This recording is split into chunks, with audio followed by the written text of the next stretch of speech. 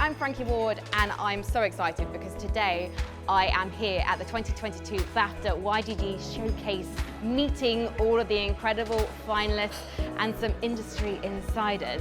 So let's go check out some of the game concepts and also play a few video games.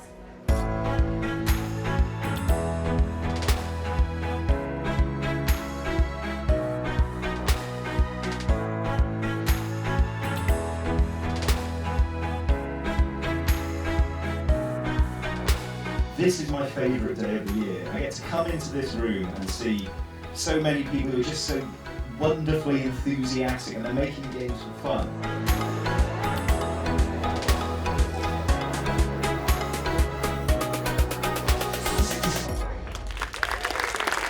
When you first started to make it, did you imagine that you were going to be winning an award and putting this game out in the world for people to play?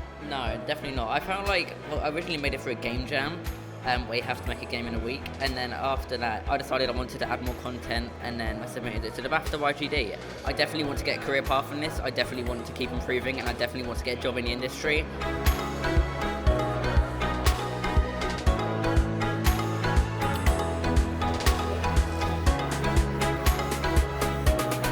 They're kind of making mistakes as they go and learning, and I think that experience of just getting something out and playing it and putting it in front of other people, days like today, I've heard some of the kids going, oh, like they're finding that a bit difficult, and seeing that feedback of other people playing your games, that's the way forward.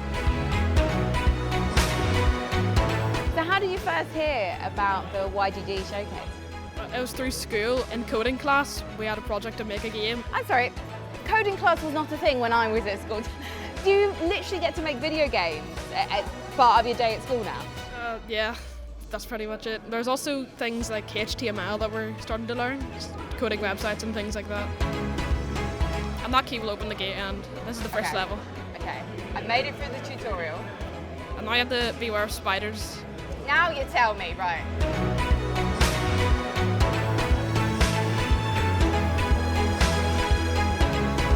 Do you think that this is the start of a career for some of them? I mean, I would definitely hope so, especially for those who maybe weren't the winners. They should still keep at it and keep pushing it and keep doing it, because you can enter again. You can do it as many times until you hit 18, so there's no reason not to.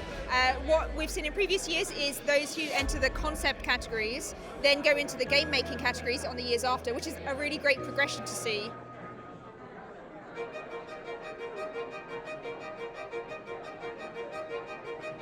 I entered in, I think, 2016. I was a finalist. The game, looking back at it, the game is so bad. And I figured this was my last year to enter, so I might as well. I didn't really know that games were a career going into it. And then I obviously came to the event and all these people who worked in games were there, and I was like, oh, I can actually do this, like, and make money off of it. And I didn't know I could do that. I was like 13, I had no idea. I always think the young game designer competition brings in some amazing concepts and different games, and there's almost so much variety, from platformers to even narrative games, and there's a lot of ambition here, and it's always a pleasure to judge on some of the panels and stuff for this as well, to get to play through everyone's creative ideas and to see what some of the themes are, because it gets you excited for what is the next generation of developers, so who is the next me.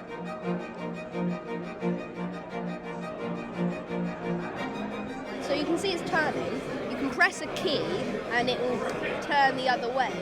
And you have to chain this in so the worm can wiggle its way through the ground to get to the next level. So it's a really compelling idea. They're all based off my friends, most of them, which is why one of them's got my name, Milo. Yeah.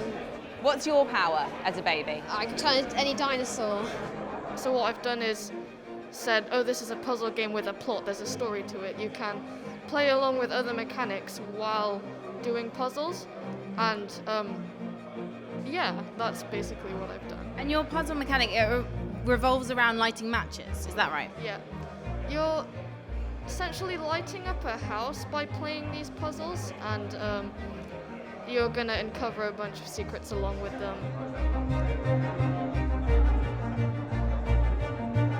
There's loads of scope to share your ideas with the world, and all right, they might not always be commercial, but video games aren't always about money, like they're art, and they're about expressions of that art. Where would you like to work in games? If they're a developer or publisher you would love to work for? I think what would be really cool to start my own studio or something. I think that would be cool because then it's quite independent and you have a lot of freedom. We're going to talk through what it takes to make the game. It's a big team thing, and that can be quite hard for young game designers to understand what's involved. Any experience we can pass on to help them do that. And when I was young, that wasn't there really, and so it's really nice to be able to do that for them. To meet the young people today and to get them all in the same place as the industry and sharing ideas and being creative together, it's been just the best part of the job. It's fantastic. Thank you so much for joining us here at the 2022 BAFTA YGG Showcase. There have been so many incredible concepts and games on display here today, and to be honest, I can't wait to go and play every single one of them. So congratulations to all the nominees and winners from this year's event. And don't forget, if you're watching this and you want to be a game designer, well, there's always next year.